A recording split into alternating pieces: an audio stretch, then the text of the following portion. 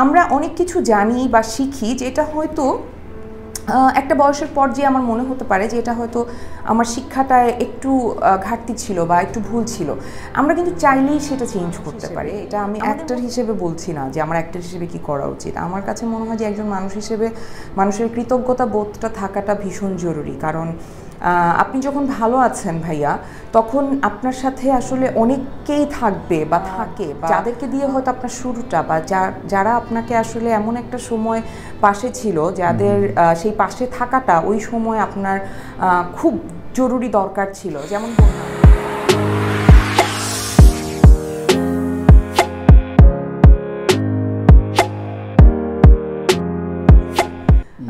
আমি সিএনজিতেও চলাচল করি এবং এগুলো নিয়ে আমার কোনো নাই, কারণ আমার মনে হয় যে এগুলো আমাকে আসলে পিছনে টেনে ধরবে।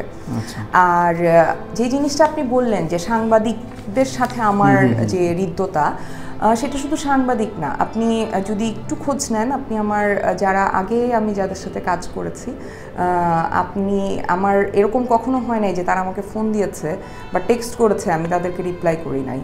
কারণ আমার কাছে মনে হয় যে একজন মানুষ হিসেবে, এটা আমি অ্যাক্টর হিসেবে বলছি না যে আমার অ্যাক্টর হিসেবে কি করা উচিত, আমার কাছে মনে হয় যে একজন মানুষ হিসেবে মানুষের কৃতজ্ঞতা বোধটা থাকাটা ভীষণ জরুরি। কারণ আপনি যখন ভালো আছেন ভাইয়া, তখন আপনার সাথে আসলে অনেকেই থাকবে বা থাকে, বা মানুষের এক একটা পর্যায়ে মানুষ কিন্তু নতুন নতুন মানুষের সাথে আসলে তার সম্পৃক্ততা হয়, তার পরিচয় হয়, তার হয়তো পরিধিটা বাড়ে। কিন্তু আপনি যাদেরকে দিয়ে হয়তো আপনার শুরুটা বা যারা আপনাকে আসলে এমন একটা সময় পাশে ছিল, যাদের সেই পাশে থাকাটা ওই সময় আপনার খুব জরুরি দরকার ছিল। আমার সাথে কখনোই কারোর সাথে কিন্তু ওই রকম সম্পর্ক না যে ধরেন একদম প্রত্যেক দিন দেখা হতে হবে, বাট এই ছোট ছোট জিনিসগুলো আমি খুব মনে রাখি, কারণ এটা দেখতে ছোট বাট এইটার ইম্প্যাক্ট আমার লাইফে অনেক। আর ধরেন সেই সাংবাদিকগুলা যারা আসলে ছোট ছোট ছেলেরা, তখন মাত্র, এখন সবাই অনেকে আবার একটু সিনিয়র হয়েছে, ওরা কিন্তু এখন আবার সিনিয়র হয়েছে, ওরা হয়তো ছোট ছোট রিপোর্ট করে। আমার কথাগুলো আমি ওদেরকে যখন বলেছি, ওরা কিন্তু মনোযোগ দিয়ে শুনেছে এবং আমার সাইড থেকে ওরা আমাকে বোঝার চেষ্টা করেছে এবং ওরা আমাকে সেই সাপোর্টটা দিয়েছে। তো এখন আমি কেন ওদেরকে ভুলে যাব? আমি কিভাবে ভুলে যাব? আজকে আমার ভালো কথা লেখার অনেক মানুষ আছে, বাট আমি যখন অনেক খারাপ অবস্থায় ছিলাম, তখন আমাকে নিয়ে দুইটা কথা লেখার মানুষ আমি খুঁজে পাই নাই ভাইয়া। এরকম অনেকে আছে যাদেরকে আমি রিচ করার চেষ্টা করেছি, কিন্তু আমি রিচ করতে পারি নাই। তো তারা যখন, আমি কানজে গিয়েছি, তারা যখন আমাকে রিচ করার চেষ্টা করেছে, ডেফিনেটলি তারা আমার পর্যন্ত আসতে পারে নাই। কিন্তু আপনি অনলাইনের একটা বাচ্চা ছেলে, এটা নিয়ে ধরেন একজন ভাইয়ার সাথে আমার ঝগড়া লেগে গেল, বললো যে তুমি ওর ইন্টারভিউ কেন করবা লাইভ?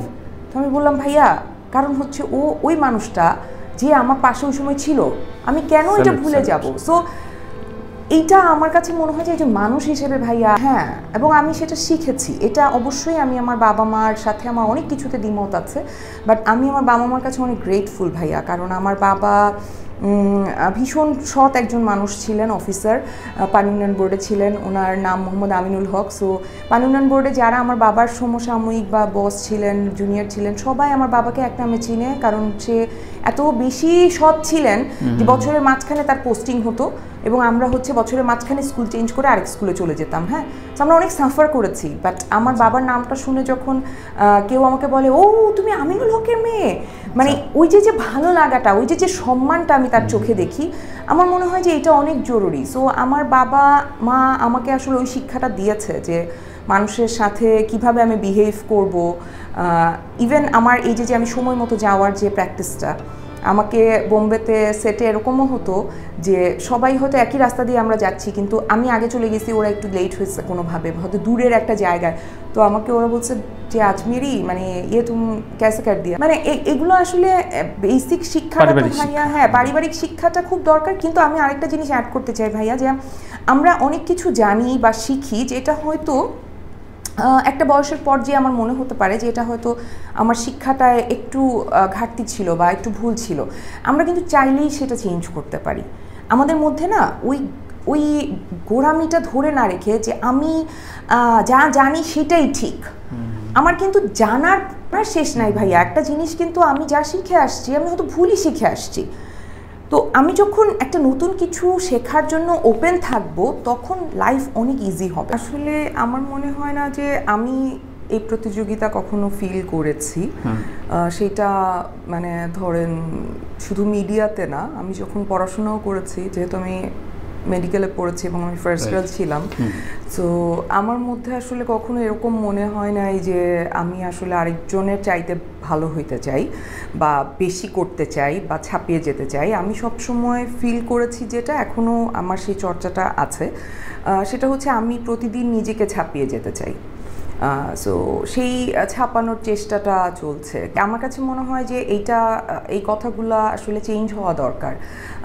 যে ধরেন একটা প্রতিযোগিতা থাকবে, তোমাকে এরপরে তো আমাকে যেমন আজকে একজন জিজ্ঞেস করছিলেন যে এরপরে তুমি তো একটা স্ট্যান্ডার্ড সেট করে ফেলেছো, তো এরপরে তুমি যে এরপরে কি করবে সেটার জন্য সবাই ওয়েট করবে। তো আমি বললাম হ্যাঁ, ডেফিনেটলি হয়তো ভালোবাসার জায়গা থেকে, দর্শকের এক্সপেকটেশনের জায়গা থেকে ওয়েট করবে, কিন্তু এরপরে যদি এরকম হয় যে আমি এরপরে যে কাজটা করব সেইটা হয়তো এইভাবে মানুষের কাছে সমাদৃত নাও হতে পারে, কিংবা আমি অত ভালো কাজ নাও পেতে পারি। আমার কখন জীবনের কোন সময়টায় আমি কোন পরিস্থিতিতে আছি সেটার উপর নির্ভর করে আসলে ওই সময়টায় আমি কি করব। কিন্তু আমি জীবনটাকে দেখি যে এটা একটা মানে একেবারেই হচ্ছে চলমান একটা জিনিস, যেটা নদীর মতো চলতে থাকবে, সেখানে বাধা আসবে, আবার অনেক স্রোতে আমি হয়তো সমুদ্রের দিকে এগিয়ে যাচ্ছি মনে হবে, হয়তো বা দেখা যাবে। আমি আসলে ওই রকম জানি না, কিন্তু যখন মানে রিলিজ হবে তখন আমি আপনাকেই প্রশ্ন করছি। সব কিছুর আনন্দ এক আলাদা আলাদা। এই কাজটা করাতে আমার হয়তো ইন্ডিয়ান যেই দর্শক আছে তাদের কাছে আমার একটা সমাদর সৃজিতের কাজের চাইতে বেশি আমি পেয়েছি বা পৌঁছাতে পেরেছি, সেইটা হয়েছে। কিন্তু আমি কানজের আর রেহানার সাথে আসলে আমি বললাম তো যে পৃথিবীর কোনো অনুভূতি আমি মিলাবো না।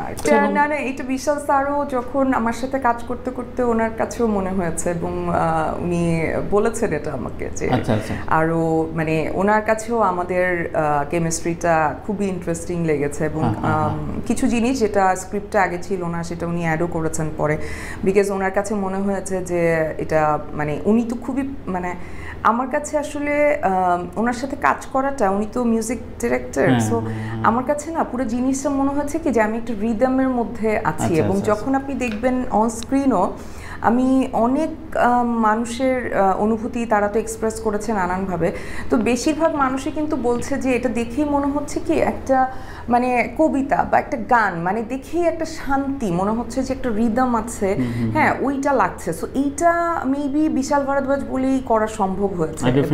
এবং স্যার মানে আমাকে বলেছেন যে আমার কাছে মনে হয়েছে যে তোমার সাথে, এটা একেবারেই সত্যি না। আমাকে যতটুকু দেয়া হয়েছিল স্ক্রিপ্ট ততটুকুই, আর কিছু শর্ট বাড়ানো হয়েছে, কিন্তু এমন না যে অনেক শুট করেছে আর ফেলে দিয়েছে। নিদা পিঙ্কের যে ডিরেক্টর, উনি ওনারটা আমার কাছে আমি খুব সারপ্রাইজড হয়েছি, বিকজ ওনার সাথে তো আমার কখনো হাই হ্যালো হয় নাই।